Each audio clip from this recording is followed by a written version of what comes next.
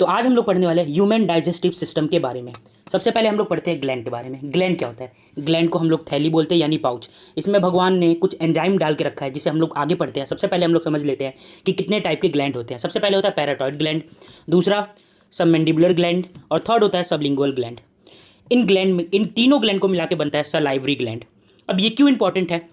तो सबसे पहले समझिए, जो सलाइवरी ग्लैंड होता है ना, सलाइवरी ग्लैंड मतलब होता है जिसमें लार स्टोर किया गया रहता है, लार।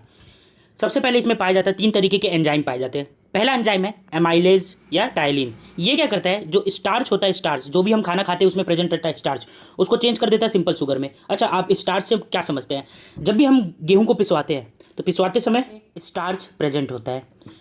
जब वो आटा बन के आता है तो उसमें होता है स्टार्च। जब हम गेहूं को और अच्छी तरीके से पीस देते, और बारीक पीस देते, तो वो कन्वर्ट हो जाता है मैदा में। मैदा में कोई भी न्यूट्रिएंट वैल्यू नहीं बचती, वो एकदम फालतू होता है, बॉडी के लिए एकदम यूजलेस हो जाता है तो वो भी गेहूं का ही एक रूप, लेकिन वो अब हमारे बॉडी के लिए कोई यूज़फुल नहीं रह गया है। तो समझिए, ये क्या करता है, स्टार्च जो होता है, स्टार्च को सबसे पहले सिंपल शुगर में चेंज कर देगा। शुगर मतलब कार्बोहाइड्रेट, एक तरीके से आप कह सकते हैं।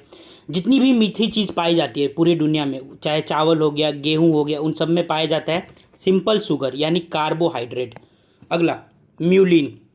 म्यूलिन क्या करता है, ये फूड को स्लाइमली बनाता है, चिपचिपा बना देता है, ताकि वो आसानी से स्वेल किया जा सके, ईजी से निगला जा सके। फिर आता है लाइजोसोम। लाइजोसोम क्या करता है, ये खाने में जो भी बैक्टीरिया होता है उन सबको मारने का काम करता है लाइजोसोम, और फूड को सेफ बनाता है। अच्छा, हम लोग दिन भर में 1.2 लीटर सलाइवा प्रोड्यूस करते हैं, 1.2 लीटर सलाइवा। अच्छा, जो पैराटॉइड ग्लैंड होता है ना, जो स्नेक होते हैं, स्नेक इसमें अपना वेनम स्टोर करके रखते हैं, जहर।